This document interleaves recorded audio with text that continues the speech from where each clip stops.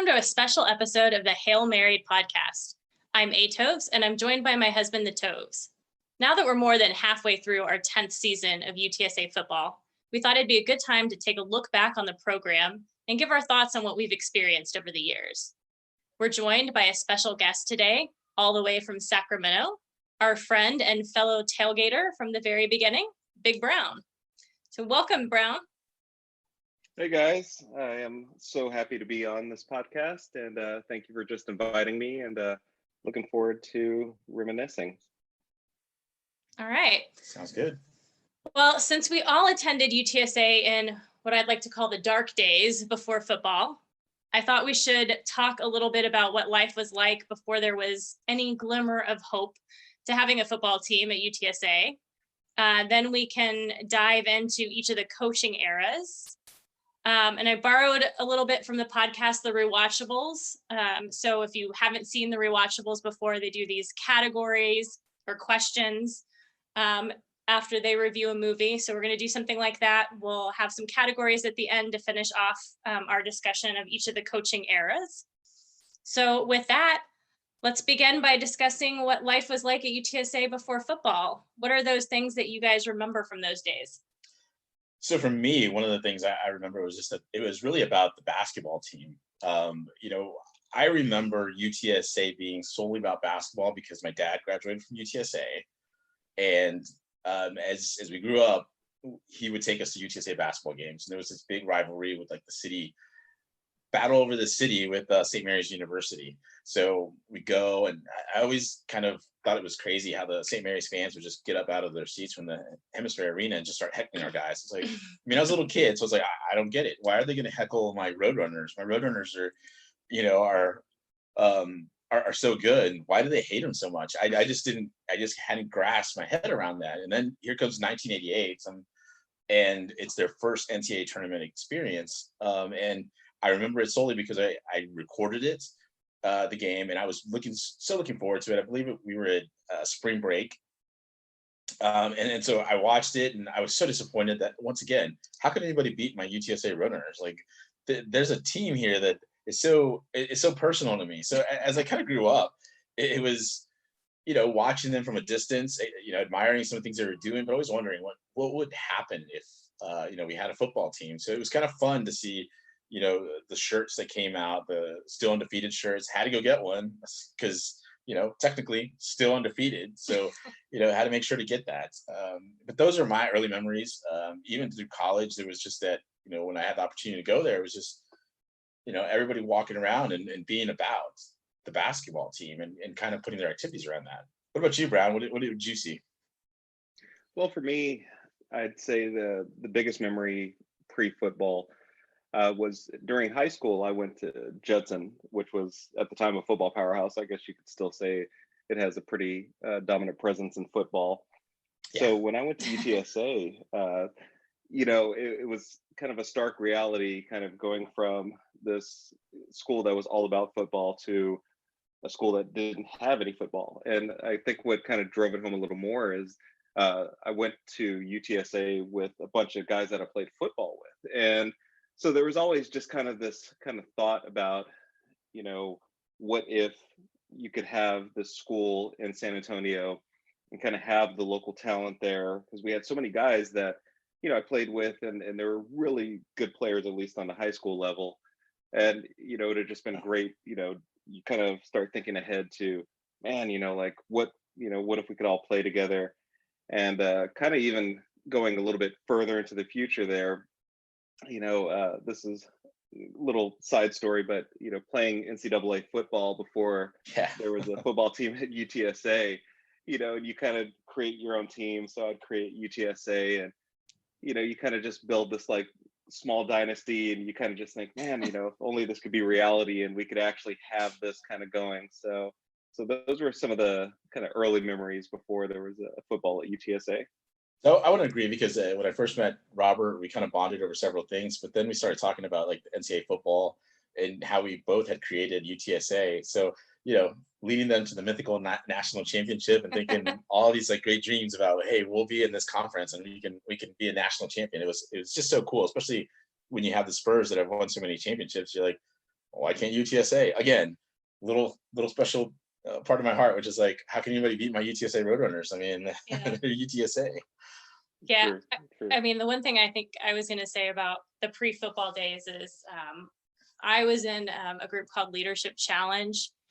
And one of the things that they did at UTSA, with the Leadership Challenge group, was they would bring in, speakers to come talk to us about leadership. And so one of the speakers they brought in was Red McCombs.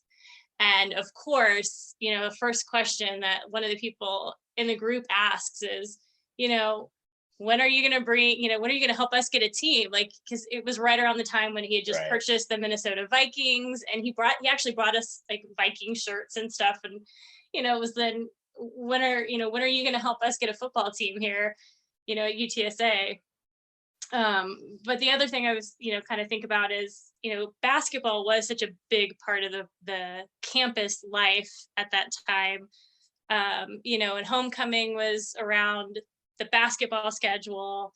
And in some ways I kind of feel like having brought football in sort of detracted a little bit from, maybe the involvement with the basketball team. So, it's kind of one of those things that I think, you kind of look back and you think this is sort of like an unintended consequence in some ways. I think we had a better attendance at the basketball games, not dramatically better than what it is now, but definitely seems like it was more of kind of more of a presence, in the student body. That brings us to the Coker era, which I've dubbed the birth of a program. So in December of 2008, athletic director Lynn Hickey received approval from the UT Board of Regents to start the football program. Shortly thereafter, in February 2009, the 3 finalists for the head coach position were announced as Tulsa's co-defensive coordinator, Paul Randolph, Mel Churchma, the head coach of Division II program, Northwest Missouri State, and ESPN analyst and former University of Miami head coach, Larry Coker. A few weeks later in March, Larry Coker was announced as UTSA's first head coach. He was known for winning the national championship at the University of Miami in 2001, and hiring a big name coach at the time was really looked upon as a huge win for a startup program like UTSA. Coker signed his inaugural class in February of 2010. Those signees then spent that year practicing before playing in 2011. The freshmen he signed at that class who stuck with the program and graduated in 2014 were dubbed the original 18. One thing people often forget is that the original plan was for UTSA to start as an FCS program and then eventually move to an FBS program.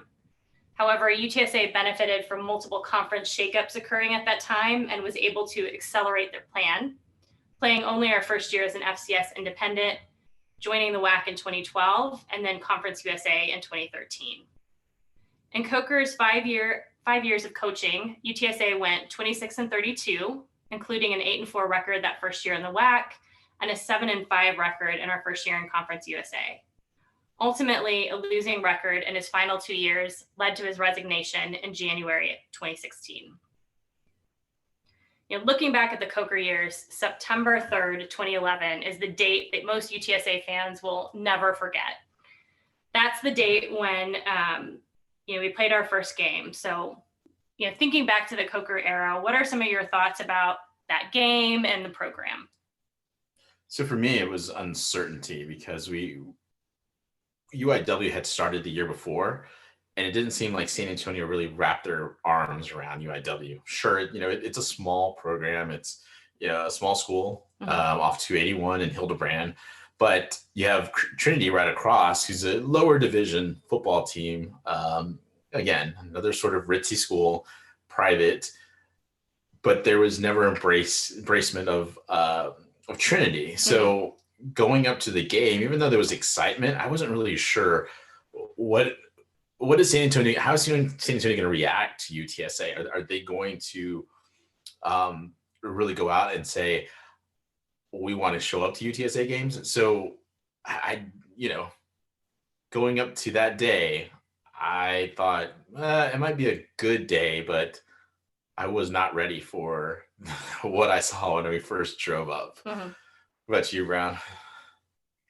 For me, it was just finally having football at UTSA. As a student, I actually went there twice for my bachelor's and my master's degree. There was just a different feeling when the program started up, and just this kind of excitement. And when I first went for my bachelor's degree, I just remember there not being a football team, and they had other sports and everything, but at least as a huge football fan, it always felt like that one little missing piece. And then kind of when I went back and the team started up, just the kind of feeling on the campus just felt a lot different, and you could just kind of feel the excitement as it was building up to the team. What about you? Yeah, I mean, I really had no idea what to expect, and it was exciting to see that first tailgate. People at the time didn't necessarily have a lot of UTSA gear because it was kind of hard to get UTSA gear, but Sure. it was really fun to see all of the people who had come out and to see that parking lot. We're in parking lot B at the Dome, packed with people, with some with canopies, some just sitting in their, tailgate drinking beer, and, some with just with, some chairs and stuff around. But it was kind of fun just to see that like real college experience for the first time. Yeah, I mean, it was packed. Our favorite story is that first tailgate for the three of us, where Robert shows up 45 minutes before the game time, and we're trying to grill. We grilled the burgers pretty quickly. I think one of your friends was there, Brown, and he lit it up and he got it going right away. But I think that kind of, and maybe this is just kind of waxing poetic, but it's like the beginning of that tailgate relationship. And I think that's what everybody felt as they were going out there. They were seeing people. Everybody was a UTSA fan. Everybody was looking around and throwing the birds up. And I think that's how relationships have gone. At least UTSA relationships have gone through the years, where you've seen it kind of blossom. And again, fandom. You see some of these guys who have their own little pack, and they talk about remember that game, remember this game, and it just goes on throughout the years. We have those memories too, but that first game was the beginning of what was essentially now, well, unfortunately up until this year, was some great tailgating years, right. And some great beginning of tailgating traditions. Yeah, we quickly learned that we needed more than one person to have everything for the tailgate in case there were any issues getting them to show up, or timing or what have you. So, but yeah, it was. I've worked on my timeliness over the years.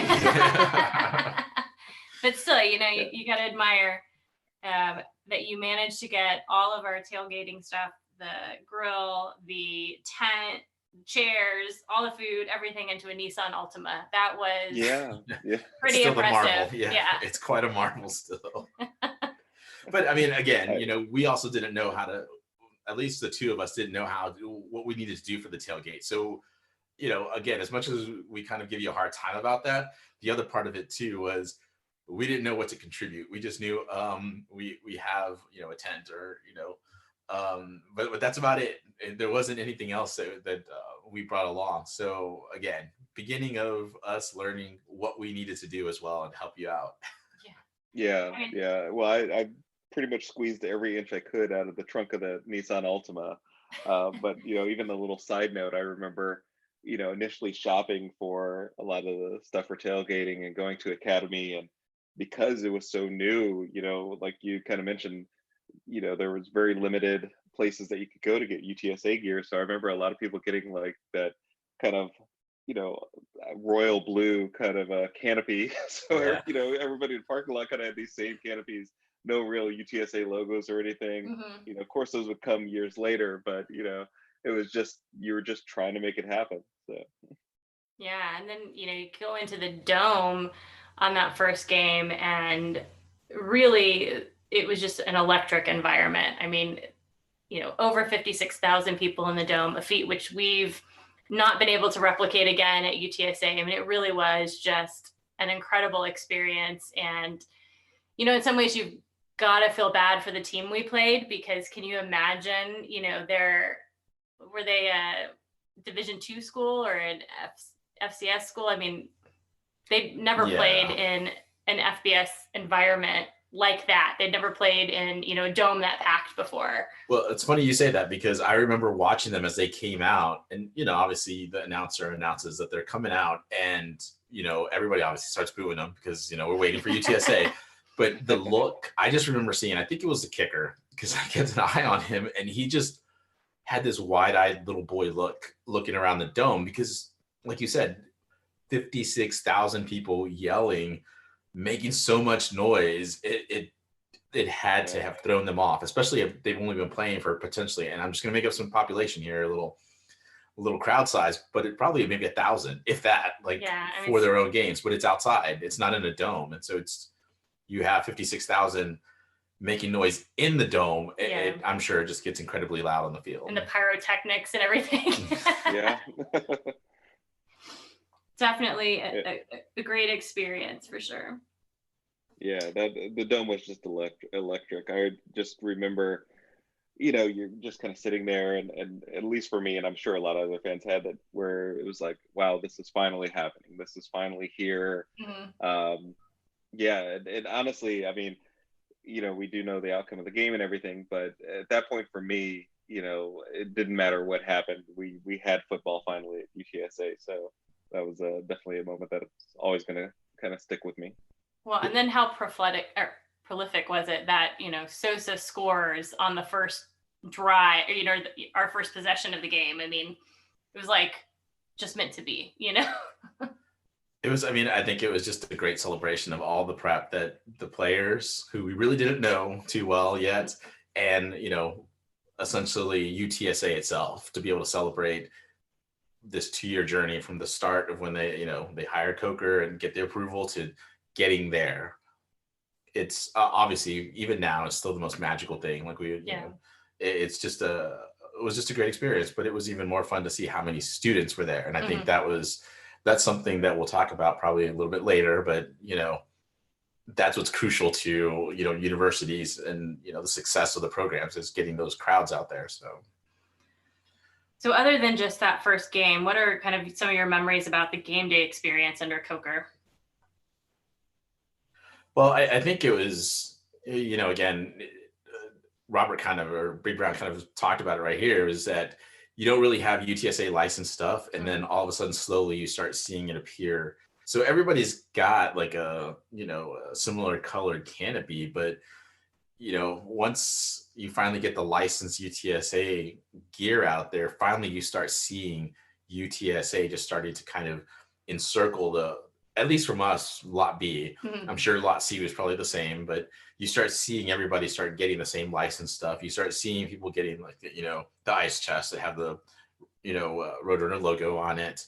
And it becomes, to me, more of just this UTSA family environment. And, obviously we're all drinking out there. It's not like family what I'm talking about, but it's everybody kind of coming together on a Saturday to celebrate UTSA, and let's see them play some football. And I think, that was big for me in terms of the game day experience. But there was a little bit, I would say, kind of lacking, because it just felt like we were still, kind of apart. I'd gone to other, I'd gone to A&M for a while, and there wasn't really any tailgating, because from the students, for me as a student there, you just walked from your dorm to Kyle Field.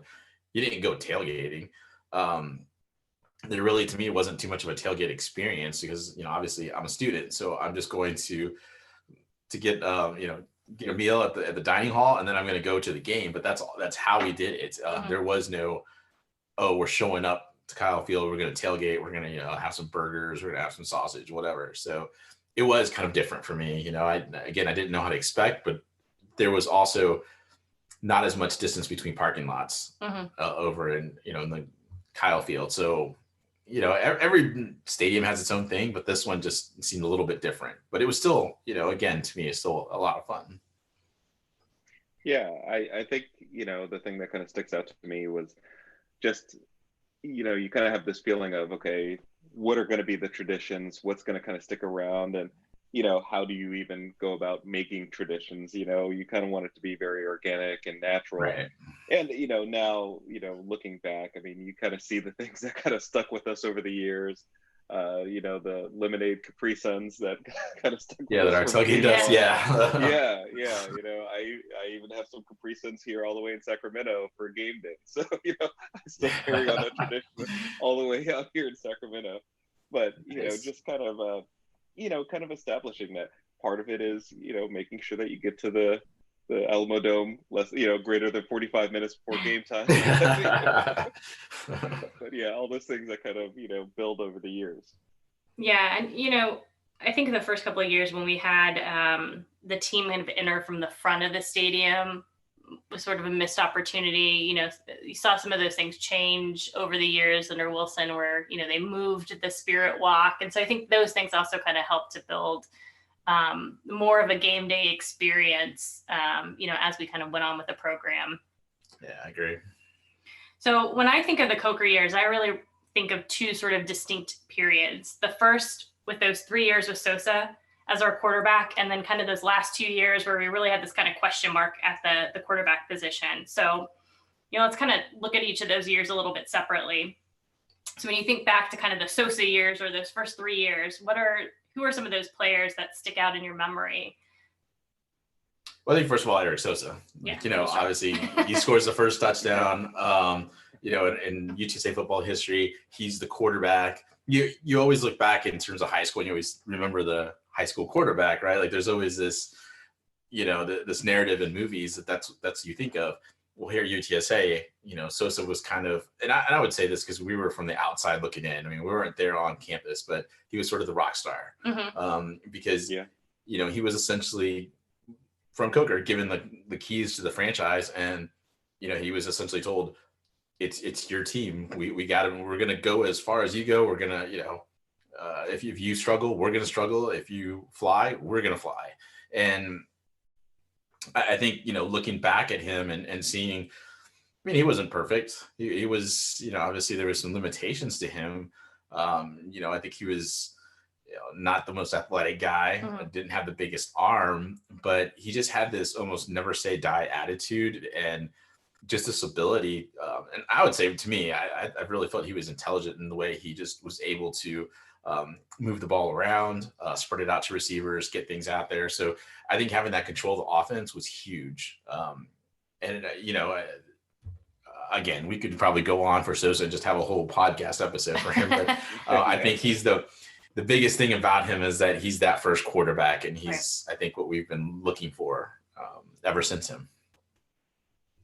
Yeah, and I agree with Sosa. Especially having that first quarterback that starts it up, starts up the program. I mean, he played well enough. He played good, but he played well enough to kind of really get the program going. There wasn't like this real big stutter step. But for me, one of the players that sticks out is going to be Nick Johnson. You kind of mentioned it with Sosa about just size and athletic ability. Those original guys, I mean, they weren't the largest guys, compared to other major programs, but they were just really tough. That's the one thing that really kind of sticks out to me. And I remember Nick Johnson, he just would, level guys out there. Just this really hard hitter. I remember a couple of the game intros when he'd come out with the sledgehammer, and I want to say that was the kind of little like token for the defense when they'd get a turnover, if I remember correctly. I could be wrong on that, but I do remember him coming out at the beginning of the game with the sledgehammer to the middle of the field. And then also, Nate Leonard. I'm a big guy. Nate Leonard, he was the anchor there on the offensive line. I mean, he was just real physical out there. But then he had also, I feel kind of like me, he had that kind of softer edge to him where he'd have the bow ties. So So, I think they said he's the one that had like a blog that he kind of blogged all of UTSA's history at that time too. Yeah, and you had he did. He was I guess he was quite articulate. But another guy I thought about was David Glasgow. We also had Cam Jones. The thing about Cam Jones, and I really wanted to bring it up real quick, was just that he was like our game breaker. And I say that, and Big Brown over here will probably probably agree with me, but in the NCAA football game, when UTSA finally comes out, like Cam Jones is like the top receiver, and even though he was this sort of like little guy, he was a playmaker, and I think looking back, I just don't remember him being such a game breaker.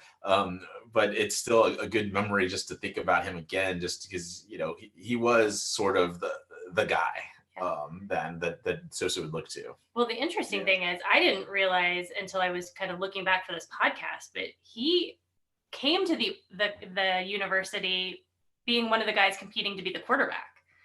So, you know, when you look back at some of the first articles about who's going to be the quarterback, you know, in 2010, when they're just practicing, Cam Jones was in the quarterback room and then moves to be a receiver.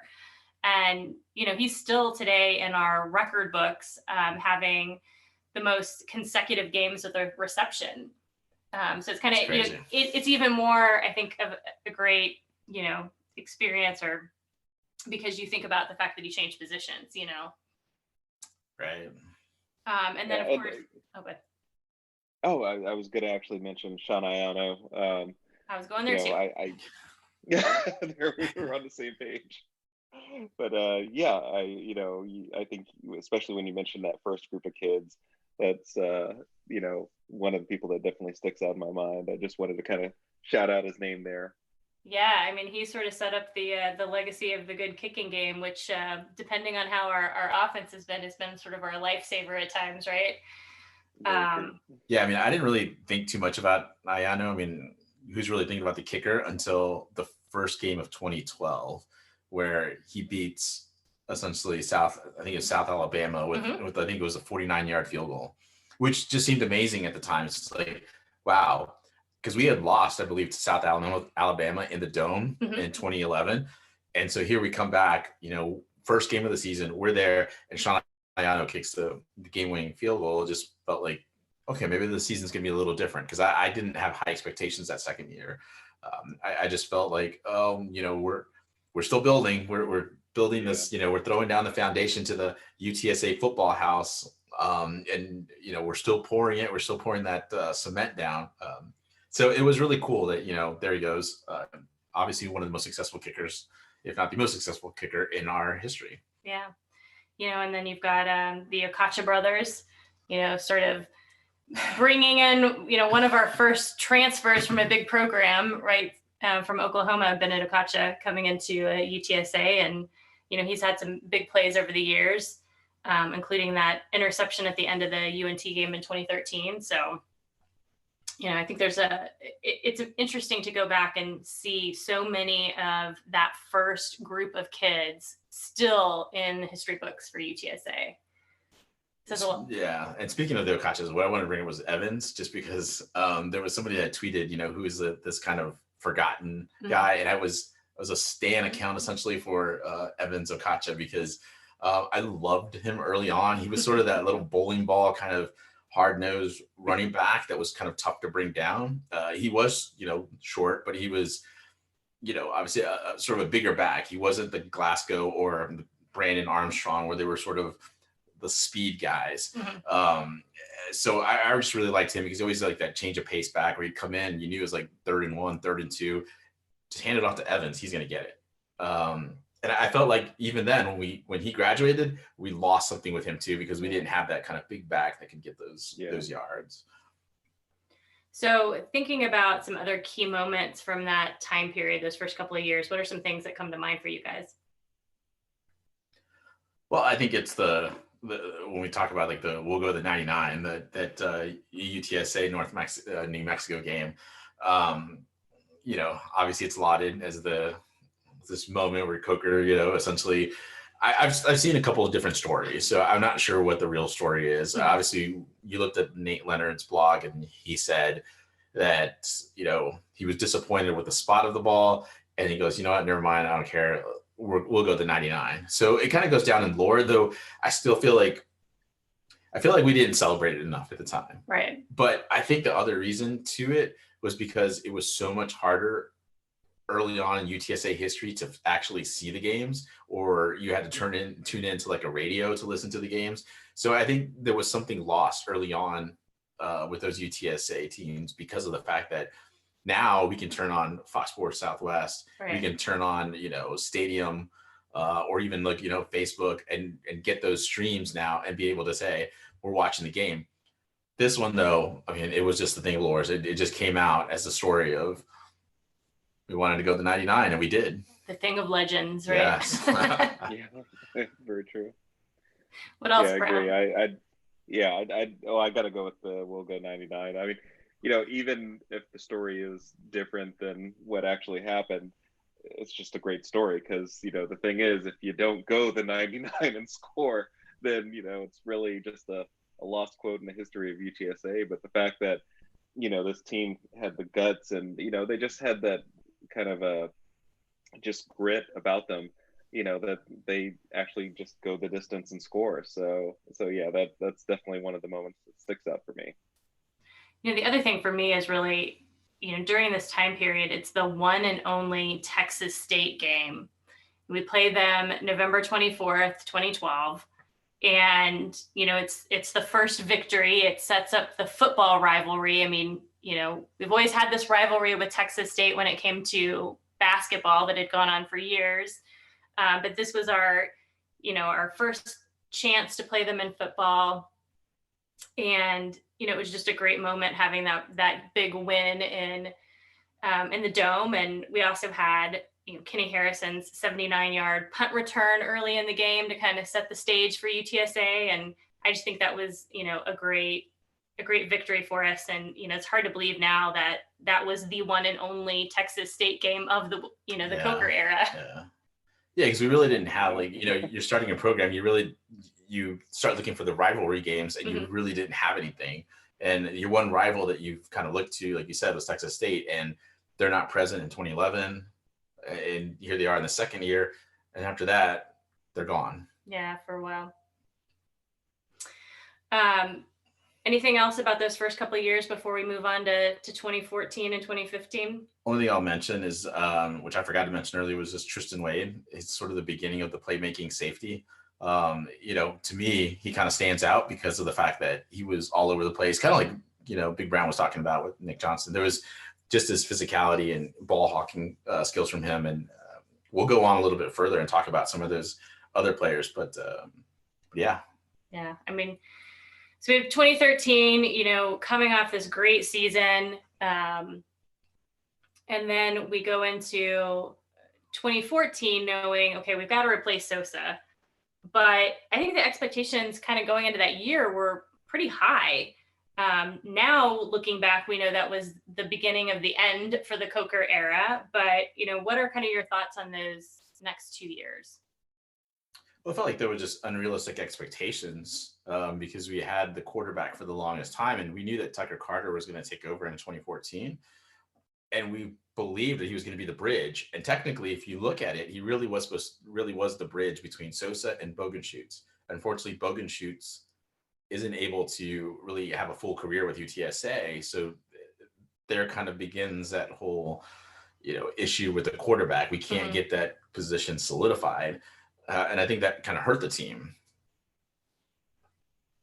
Yeah, I kind of agree. I think, really when I think about it, it just, there was just this point where you kind of felt like we kind of came back down to earth a little bit, where we had these really great wins and, and then all of a sudden, the injuries start to come in and I think some of the opponents that we were playing just really had a kind of a different approach to us. And all of a sudden, we didn't quite have that chip on our shoulder that we had, the first couple of years. And we just weren't, I don't want to say playing as well. We just weren't winning games.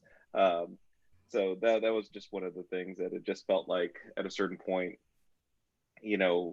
reality kind of kicked in compared to those first couple of years, or at least the couple of years before that when we were actually having some success. Yeah, definitely. I mean, again, the beginning of the quarterback injuries during that time period, and in a little bit we'll talk about whether or not that could have been due to a quarterback curse, but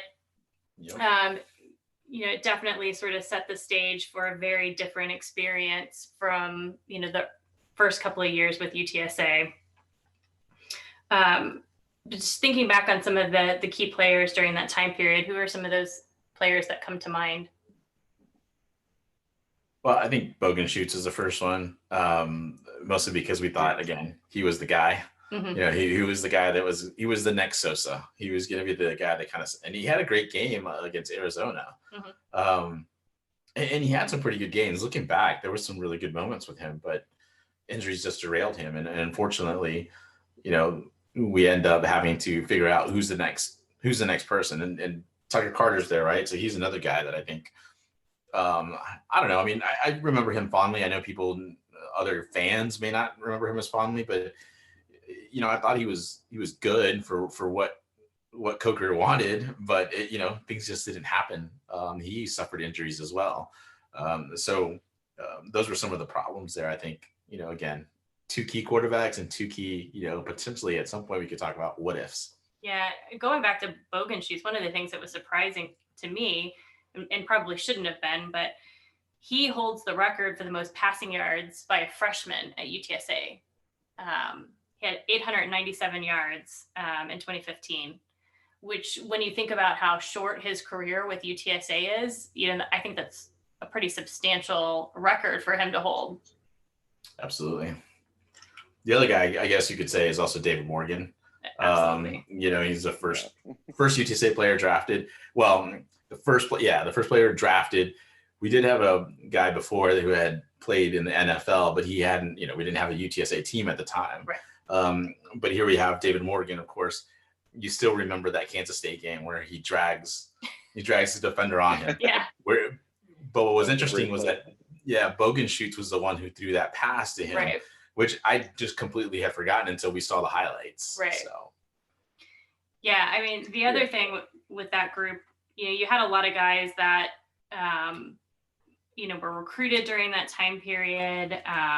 You also had Jarvion, who was, he graduates in the Wilson era, but he was kind of hitting his stride, setting a lot of records that Sincere McCormick will likely overcome pretty quickly, but have held into this point. And I think it's kind of fun too to think that Jarvion's back with the program now, as a grad assistant. So what about you, Brown? Yeah, I think you got to mention Marcus Davenport. I think a lot of people always kind of mention his progression as far as the size that he was when he came into UTSA and just kind of how he blossomed over the years. And, I remember watching the games and, I when I watched the game, I kind of just look at everything from afar, but I remember him always kind of standing out as just being so consistent. He was just always kind of out there making plays. And, and then you kind of see by the time we get to his senior year, which moves into the Wilson era, I mean, he's just a monster at that point. But, I remember just looking back and just seeing him as like one of the staples, even early on when he was there in the Coker era. Yeah. And of course, Josiah Tallahassee as well was recruited in 2015. During this time period, again, didn't really get to make his name until, we get to the Wilson era. But, even though kind of look back at this time period, sort of feel like it's, a little bit of a lean time period, not the best for UTSA history. There were some guys during this time that really, were either recruited during this period and flourished later on, or, are still, again, in the record books. Yeah. And just to piggyback off that, we had talked about the earlier years were sort of the pouring of cement of the house. This feels like you're beginning to build like the skeleton. You've got the boards, or really just the framework of the house starting to build, because you see Josiah, you see Marcus, you see another guy that I thought it was Nate Gaines, another safety, again, who's a playmaker. You start seeing these guys start coming in, and they're that framework that it's going to help later on as we talk about the Wilson era. Any other key moments we want to talk about during this time period before we move on to the categories? Well, I'd say, Arizona, the game there in 2014, it was a hard fought game. It was, as they call it, I think this is where fans may not like Tucker Carter as much, because he had the sort of Tony Romo moment where he's rolling out late. and he kind of tried to. I don't remember who was out there in the flat, but he was trying to flip it out to them, and he does sort of this option pitch, but forward, and try to get it over the defender. It didn't go. It didn't work. So I think that's where the Tony Romo hate plus that moment. I think people made comparisons there, and I think that's where the Tucker Carter maybe just hate started, or maybe I guess you could say, but it was just unfortunate because it was the first time I get to P5 school. We might be really close to winning. Well, it's also unfortunate that he had injuries because, I remember you referring to like when that season started, it was like, it's Tucker time, and that really would have been a cool phrase to catch on if, he had been healthy that year. Yeah, that's very true. All right. So for me, they were just lean years, so I won't even try to harp on it too much. I think it was just those years that really tested your fandom, and like you of course we go to the games, and you just kind of stuck around, and we kept waiting. Okay, there will be better days coming, but those were some lean years. So that was my. And you're right. It started kind of the decline in attendance, which really never stopped after that. I mean, Wilson never was able to kind of turn the attendance around. And so just kind of started a bad trend there. All right, well, let's move into the categories. So the first category I have is rewatchable game. So I want you guys to, think about a game, an FBS game, I should say. So kind of throw out that first season. One of the FBS games that UTSA played during the Coker eras that you would love to go back and rewatch or re-experience. You can't change the outcome of the game, but you want to be there, feel it, experience it again. I think for me, it's going to be the 2014 Houston game, simply because they opened up their stadium. They built a new stadium. Here it is, the very first game in their history. Normally, if you're opening up a stadium, and maybe if you're having homecoming, you want a winnable game. So there you're bringing in UTSA, who you beat up the year before, and UTSA just clobbers them. And I mean, obviously it was like 24-7, but it just felt like UTSA was in control of the game the entire time. When they needed to make plays, they made plays. And again, the beginning of the Tucker era. So that for me is the one that I at least during this time period, which I would, aside from the first games, first game was the first game, but I would say this one is the one that I would want to go back and watch FBS wise. All right. What about you, Brown? For me, I do agree. I think that's definitely a rewatchable game. For me, I'd say the 2013 game against North Texas. Partially because that was probably one of the coldest games I've ever been to. Also because it was the three of us road tripping to Denton for the game. And it was just a great experience, with North Texas, kind of in command of Conference USA, and for us to go there and beat them on their home field. That was just a great experience. And if I'm not mistaken, I believe just with how cold it was that day, the UTSA fans, they were, kind of sticking it out, and we were actually at a certain point outnumbering the UNT fans there, or maybe it just felt like that just with how loud we were. But that's definitely one of my more rewatchable games during that era. Yeah, absolutely. One other one I would throw out again is that the New Mexico game back in 2013 with the, we'll go the 99, just because I don't know that we all had the opportunity, to experience it. None of us were there. I think it would be great to go back and see the stuff of legends in person, but sure. But ultimately, I have to agree with you, Brown. I think out of these three games that we mentioned, the North Texas game, it was sort of the pinnacle to me of the Sosa years. It was that game that, everything else being different with the NCAA rules, should have put us into bowl eligibility, and didn't. And I think it was just, an exciting game that sort of set up that rivalry really between us and North Texas. How about you? Agreed. Yeah, I'll agree with you. Yes. All right. Biggest missed opportunity that could have swung the Coker era. What are some of those things, or what's that thing that we think might have made things different for Coker if it had happened differently? Well, for me, I mentioned, going to UTSA for my undergrad, and I went to high school at Judson. So I remember when I first went to UTSA, uh, there were a lot of kids that I played football with when I was at Judson that were now at UTSA, and we'd play like pickup games out around campus and stuff like that. And so when I kind of think of big missed opportunities, I just remember there was so much talent around the city. And I know that we did get some players early on from around the area, but it just really felt like there was a chance to maybe get some more really, really good players from just, local talent, and really kind of push that as we kind of tried to get the program off the ground. Yeah, no, that's a good point. I think that, establishing that recruiting pipeline in San Antonio and just kind of starting to build, as Traylor now calls it, the wall around San Antonio, would have been interesting to see if we could have gotten more of that talent into the program. For me, I think just a what if is in 2014, what if, or the biggest missed opportunity would have been Tucker Carter staying healthy.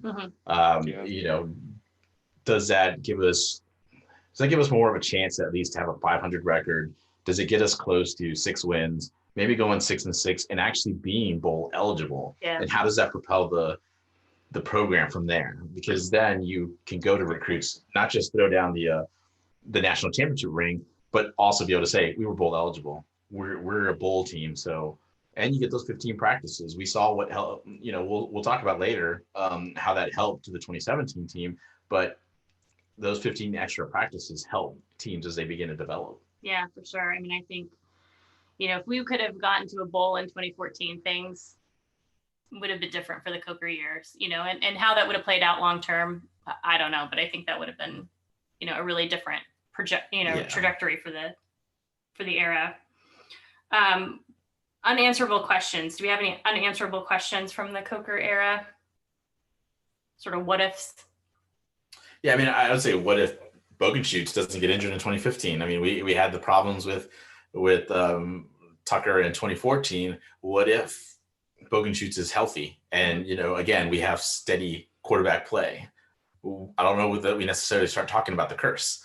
Right. we start talking about, Blake Bogenschutz having 3 good years at UTSA. And that probably might extend, say unanswerable, it might extend Coker's tenure at UTSA. Yeah, I think one of the unanswerable questions for me is just towards the end of the Coker era. I know you guys have a little bit more of the details on it, but when Coker was let go, it just kind of seemed, I don't want to say out of nowhere, because his record wasn't that great, but just the timing of it just seemed a bit off. So, definitely a lot of questions of why that particular time. I think with Coker, I don't know exactly what his long-term plans were, but it just seemed that when Lynn Hickey decided to kind of move on from Coker, just the timing felt very off, because it was, I want to say, a week or two before National Signing Day. Yeah. And it just really felt odd. So that's definitely a question that, I've always kind of wanted to have an answer to, is why then? I think the biggest unanswerable question is, what if it's not Coker? What if it's Randolph or Churchma? What does UTSA look like?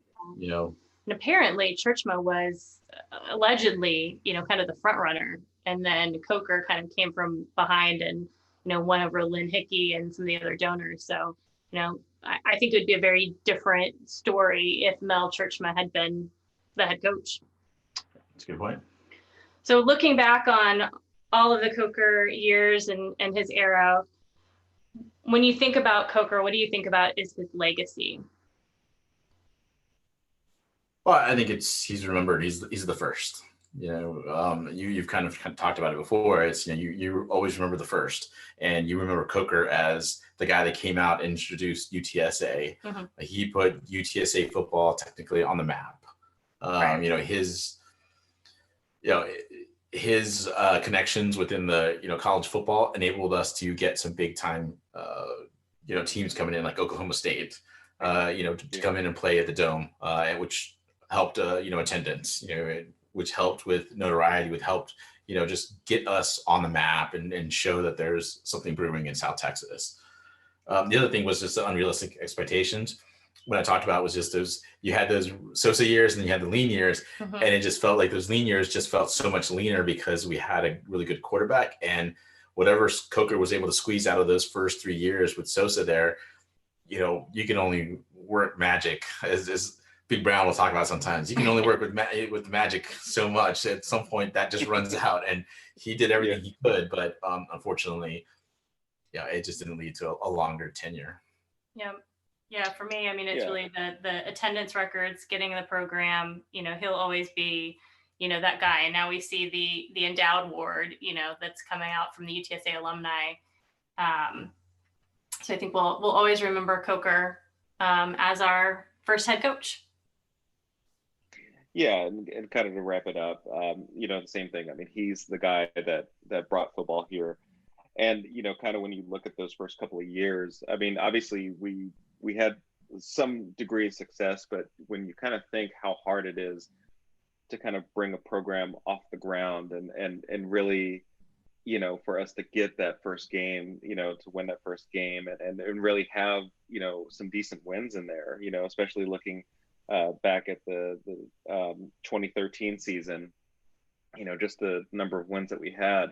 I think he really, like Ben said, as far as using the house analogy, he really laid the foundation and really kind of, was able to, when he left, hand off a program that, I mean, there were, definitely some holes as far as recruiting, but as far as like just really establishing the program, he did a great job. So he really kind of, handed the baton off in a way to where we could keep it going and keep the momentum going. All right, before we go, we've talked a lot about quarterbacks and the quarterback carousel throughout the podcast so far. And as you all know, the quarterback position has been plagued by injuries, not just this year, but also in the past. And so on a recent episode of the Alamodome Audible, Jared had kind of thrown out this possibility of there being a quarterback curse, which got me thinking, if there really was a quarterback curse, it had to have happened after Eric Sosa, because Sosa, really didn't have injuries during his time period, or anyways, significant injuries. And he was kind of that franchise quarterback during the time. But since he left, we haven't really been able to find consistency. And we've had these issues with injuries. This isn't the first season we've used 4 quarterbacks. It's actually the third. So I kind of went back to right after Sosa left and thought, if there was a curse, it would probably come from that quarterback room. And it would have started around the time that, Eric Sosa was graduating. So I did some half-assed internet research, and I came up with some persons of interest, I'll call them.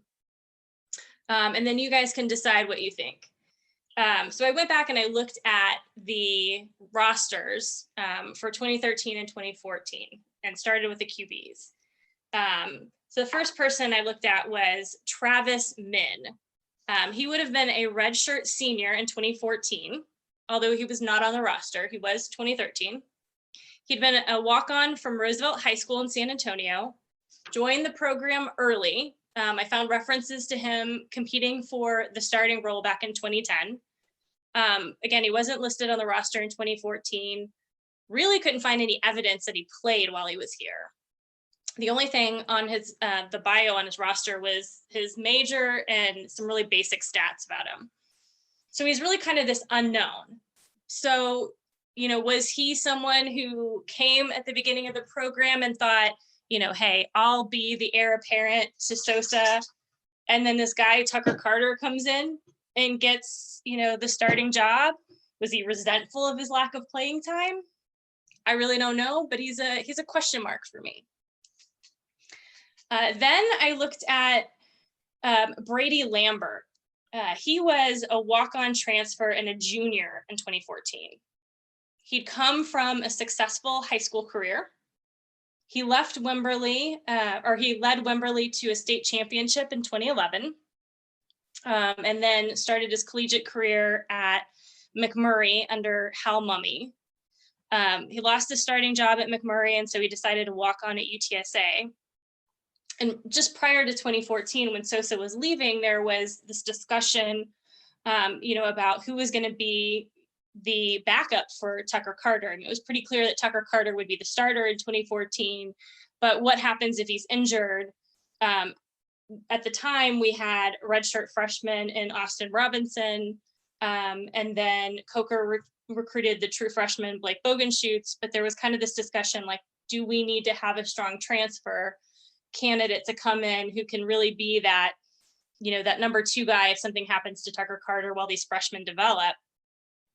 So maybe Brady Lambert thought, he would be the one to come in and fill that role. But then ultimately he finds himself 5th man on the roster, below Bogenschutz, Austin Robinson, and the walk-on freshman Dalton Sturm. Ultimately, he only stayed with the program that 1 year. He left after, didn't play football again. I found an article written by the Austin American-Statesman. It was a 5-year retrospective on the Wimberley Championship from 2011, and they interviewed Brady Lambert. He barely mentions UTSA. He did say that, when he was in college that, kind of felt more like a job to him, so maybe he's the one that started the curse. He comes here thinking he's going to be the backup to Tucker Carter. He doesn't even get a chance to play. This walk-on freshman comes in before him. Maybe he carries a grudge. My third person of interest was Austin Robinson. Now, you might question this one. He was a redshirt freshman in 2014. And after the injuries to both Tucker Carter and Bogenschutz, because, kind of giving you a little bit of the timeline, Tucker Carter is the starter. He gets injured, has a shoulder injury in the Oklahoma State game in September, manages to come back and play the next game against FAU, but then the following game after that, New Mexico, he ends up leaving with an injury, and they go to Bogenschutz, the true freshman. Comes in, plays well, gets the start against FIU, and then goes down in the FIU game and fractures his hand. And so then, Austin Robinson, the third stringer, gets to go in and play. But, again, going back to the beginning of the season, Austin Robinson was talked about as being Tucker Carter's backup. And yet here he's outshined by this true freshman who ends up, kind of being the next man up until he gets injured. And while Austin Robinson did play in 2014, again, he started 4 games, they were not the best performance. There were some good moments, but there was this really bad 34-0 loss to UTEP that just was not, it was probably one of the worst games ever in UTSA history, to be honest. We only averaged 1.6 yards per passing attempt, and we failed to cross midfield until like the 4th quarter of the game. So, his performance obviously wasn't stellar. He ended up getting injured, which led to Dalton Sturm coming in. But, maybe his injury was a coincidence, but maybe it was a byproduct of his curse. Maybe he curses Tucker Carter and Bogenschutz to get the starting role, and then, things go bad. He obviously carried a chip on his shoulder because right after that, at the end of the season, going in spring ball 2015, he's moved to a safety and then immediately leaves the program, ends up transferring to Houston, becomes a linebacker. And while he was successful as a linebacker, does he carry this grudge against UTSA because, he ended up having to move to a defensive position that he obviously didn't want, and he couldn't make it as a quarterback? I don't know. It's just a thought. I know Ben has another thought on who might be responsible for this curse. All right, buckle in, everybody, because it's about to get great. We're sticking with Austin Robinson here, but I'm going to take you back to 2015, spring game in the Dome. The 3 of us went to that game. We sit down. we're enjoying the practice, the spring game, which is really the big practice.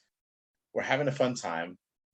Austin Robinson takes the quarterback controls, is taking those snaps, and they run a few basic plays, and he just has problems running them. So after one of the plays, this lady to our right just yells out all of a sudden, "Oh, we running those plays again, coach?"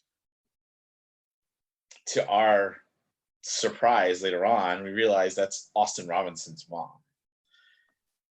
So I thought about it, and I was like, she said, "Are we running those plays again, coach?"